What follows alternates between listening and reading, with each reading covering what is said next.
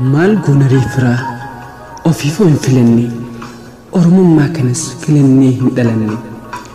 barri tokko hin dhufaa barri kumaaf wareegaa kan dhugaa hin micciirre rabbi qofa eegaa qaawwa firri baneen halagaa nu darare kichuu karatti cite baay'isee nama rare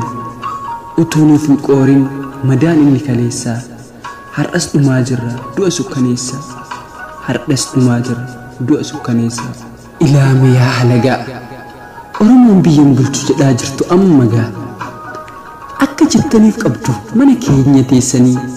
warri amma bulchaa jiru keenyaa miti keessanii oromoon inni dhugaa baalli fuudhee wal harkaa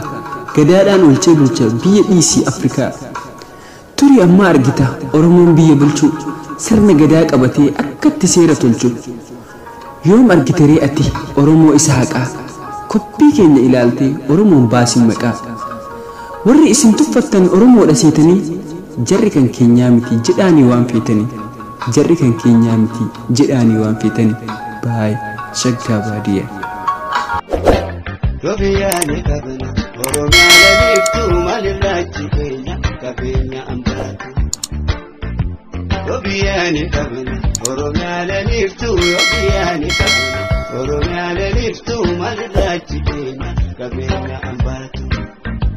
Soreeti badhaatu biyya waaqa kuutuu soreeti badhaatu biyya taaddee birruu keenyumaatu